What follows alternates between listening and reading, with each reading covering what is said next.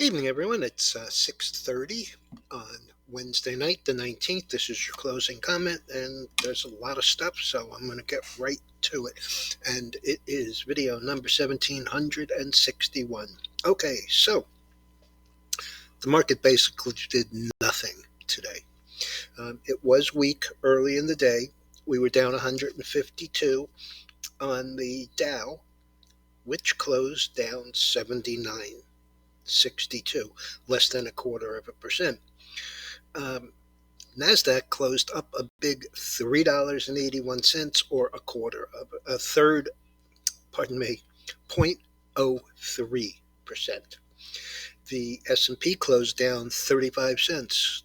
There's not even a percent number I can put on that. The Russell up $3.89, 0.22%. And the biggest gainer and mover on the day to the upside, the Dow Jones Transports up 125.98, or 0.88%. Earnings. Tesla, with a beat but disappointing margins. The stock had closed at 180.54. That was down 377, and it pretty much was down the entire day. In fact, it was down the entire day. Right now, the conference call is going on. As I said, after closing at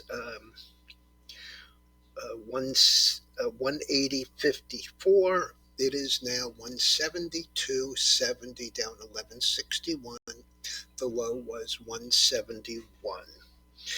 But Musk on the meeting, I know, has already come out and said that he may continue to cut the price of the car in an effort to ramp up deliveries. He's amassed a little bit of a inventory, and he would much rather do higher volume with a lower rate. Just so you know, that rate is 18.3, and it's well over double what everybody else in the business does. But the street was looking for 20.5% margin. IBM, with a miss on revenues and a beat on the actual earnings number. The stock had closed 126.70, down $1.48. It then traded up as high as 131.43. The last is 128.16, up 38 cents on the day, but that is a full $1.81, $1.86 from where it actually closed, so not bad there.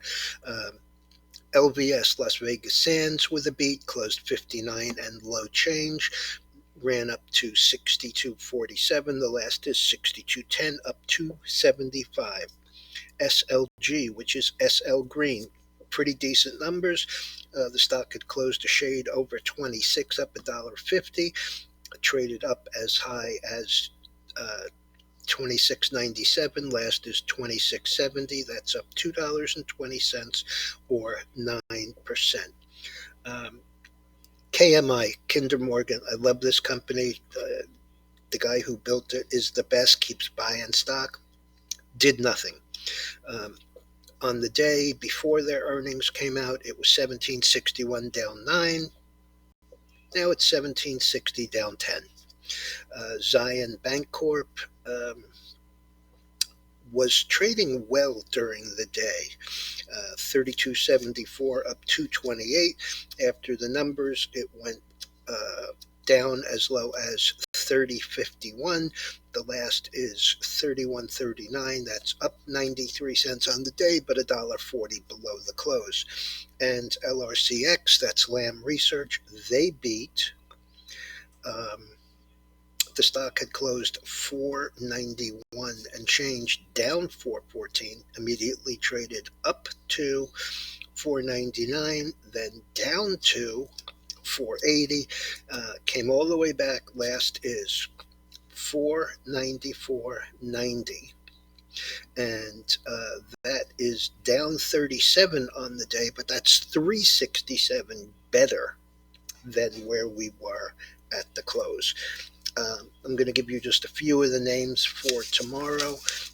And economic wise, tomorrow is Thursday. Thursday is always claims day. So, first thing in the morning, we have the initial and continuing claims.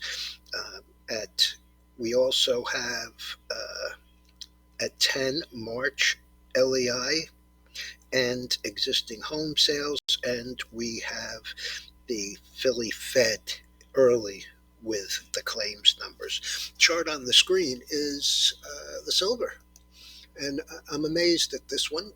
This is a weekly. Let me go back. You know that we've been talking about it since it was 18. Came back down and tested just perfectly at $20, and then rallied straight up in 4 weeks to 26 and a quarter. To give you an idea, this is a 5,000 ounce contract. Um, and so a dollar is $5,000 straight up, forgetting about buying it at the low. Let's say you didn't buy it until it was 21 and forget about the high. Let's say that you only got today's close for it at 25 and a quarter. Um, that's still 20 grand on about $4,500 of margin. But to give you a little bit better look, let's go to the daily. Big flag that it's been working out of. And today, while gold and the rest of the precious metals were down on the day, silver came all the way back and actually finished up on the day. It was all the way down here at 2471, closed 25 and change, just off the high of the day by a smidge. Okay, let's see what else we have. The gold. I want to give you a look at that because it too rallied back, but it didn't close up on the day. Closed at 2007 with a high of, oh, I'm sorry, put up the wrong one. Gold. Here we go. Closed at 2007 after being as low as 1980. So right back into the support here. Looks like it's trying to roll over to the downside. I guess we're going to have to look at economic news before we make the judgment on that one. Bitcoin and Ethereum down hard. This has been that kind of a week for crypto. Let me just show you what I'm talking about. On Monday, we were down 920. On Tuesday, we were up 775. Today, we were down 1,060, and we're slightly lower here. I mean, this is an area of support around 28,000. Not really sure if we're going to have to go that far, but I would expect to see 28 and a half, 28,250. So we'll have to see what that looks like. And one last one, the oil, which I still think works much higher over time, but right now is in a terrible spot. This gap 2 weeks ago on the over the weekend announcement of the cuts by OPEC Plus sent it up. Futures trade 23 and a half hours a day, 5.5 days a week. And so there aren't a lot of gaps that don't get filled. And this one was concerning me. We had a little move to the upside, ran right into the 200-day moving average. The 5 has rolled down. It's going to cross through the 20 unless it can bounce here. But the fact of the matter is, the top of the day before the gap to the upside, in order to close that gap, we'd have to go all the way down to 75.72. We're currently trading 78.95. So, that's a fair distance to continue to go. It doesn't need to do it straight down. It could go sideways in here and then work lower. In the grand scheme of things, though, oil is generally bottoming here. On this weekly, it actually bounced off the 200-week moving average reversed, never closed below it, reversed the next week. The following week, we were up another $6.50. Then we had the announcement, and we've been hanging in this area. So, in the grand scheme of things, I think that the market really wants to hold here and move higher. All right, everyone. Tomorrow morning, bright and early, um, Union Pacific, um, Taiwan Semiconductor, uh, Texas Bank Corp, Snap on Tools, which ought to be interesting, Philip Morris,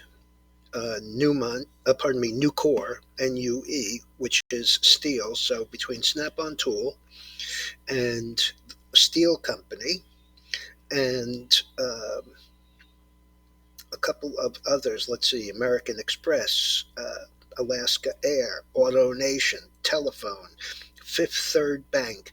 So we have a good smattering across a bunch of different industries, but I'm still keeping my eye on the regional banks.